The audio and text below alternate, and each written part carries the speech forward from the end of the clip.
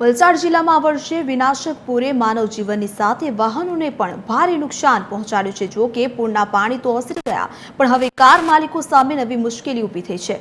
શું છે આ મુશ્કેલી તે વિશે જાણવા ખાસ રિપોર્ટમાં।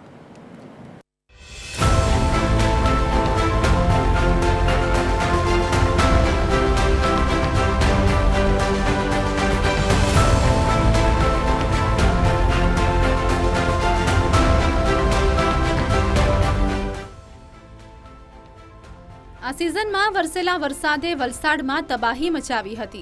પૂરના પાણીથી વાપી શહેર સહિત અનેક વિસ્તારોમાં લોકોના ઘરોમાં પાણી ઘૂસતા ઘર વખરીને તો નુકસાન થયું હતું, પરંતુ હજારો વાહનો પણ પાણીમાં ગરકાવ થયા હતા। એક અંદાજ મુજબ માત્ર વલસાડ જિલ્લામાં જ 7,000થી વધુ ફોર વ્હીલરને નુકસાન થયું। પૂરનું પાણી તો ઓસરી ગયું, પરંતુ હવે કાર માલિકો સામે નવી મુશ્કેલી ઊભી થઈ ગઈ છે। અંદાજે આપણા ડિસ્ટ્રિક્ટની જો વાત કરીએ તો 7,000 થી 7,500 ગાડીઓ નુકસાન પામી છે અને ઇન્સ્યોરન્સ કંપનીઓએ એ નુકસાનને A, B અને C કેટેગરીમાં એ લોકોએ ડિવાઈડ કરી દીધેલું છે। એ કેટેગરી મતલબ વ્હીલ સુધીના પાણીમાં એ કેટેગરી છે, બોનેટના અડધા બોનેટ સુધી જો પાણીમાં ડૂબેલી ગાડી હોય તો B કેટેગરી અને બોનેટની ઉપર ગયેલી હોય તો C કેટેગરી। C કેટેગરીમાં ફ્લેટ ડિસિઝન કંપનીએ ટોટલ લોસ આપી દીધી છે ગાડી। A અને B ને રિપેરિંગમાં એ લોકોએ રાખી છે।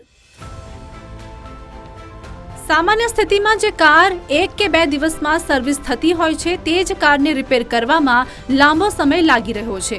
તેમાં પણ ઇલેક્ટ્રિક વ્હીકલ્સની તો હાલત જ ખરાબ છે।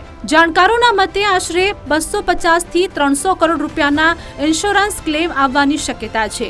એક તરફ વર્કશોપમાં કારનો ખડકલો છે, તો બીજી તરફ માલિકો પોતાની કારની ડિલિવરીની રાહ જોઈ રહ્યા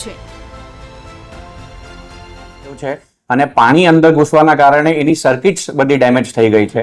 રિપેર કરવા પછી પણ એવું થાય છે કે જેમ જેમ ગાડી જો આપણે ચલાવીએ અને સર્કિટ ગરમ થાય તો પાછી સર્કિટ્સ બધી શોર્ટ થઈ છે। એટલે જે હિસાબે ઇલેક્ટ્રિકલ નુકસાન છે ગાડીઓનું, એ હિસાબે આ વખતે ગાડીઓનું રિપેરિંગ થોડું સ્લો થાય એવું લાગે છે। तो टोटल लॉस व्हीकल के लिए जो प्रोसीजर रहती है, जैसे साल्वेज का कोटेशन लेना है, ये इंश्योरेंस कंपनी के लिए कंपलसरी है कि भाई जो भी गाड़ी में आपका नुकसान हुआ, इंश्योरेंस कंपनी आपको पैसा देने को तैयार है, लेकिन उसके सामने साल्वेज का पैसा भी आना चाहिए।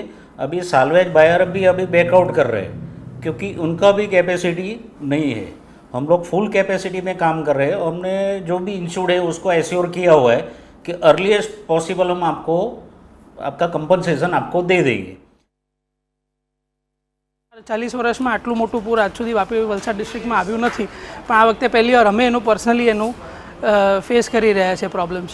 કીધું એમ 4 ગાડી ટોટલ લોસમાં છે, એટલે અત્યારે પોતાનું કોઈ બી એક બી સાધન હાથમાં નથી।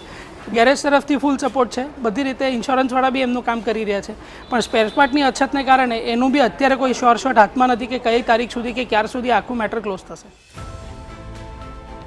વલસાડ જિલ્લામાં પૂરના પાણીથી કારને થયેલું આ નુકસાન માત્ર વાહનો સુધી જ મર્યાદિત નથી, પરંતુ તેની સાથે હજારો પરિવારોની રોજિંદી વ્યવસ્થા પણ ખોરવાઈ છે। કેટલાક વાહનો ટોટલ લોસમાં જવાની શક્યતા છે, જ્યારે કેટલાક વાહનો રિપેર થઈ શકે તેવી સ્થિતિમાં છે, પરંતુ બંને કિસ્સામાં કાર માલિકો માટે રાહ જોવાનો સમય લાંબો બની રહ્યો છે। TV13 ગુજરાતી માટે વલસાડથી રિતેશ પટેલનો રિપોર્ટ।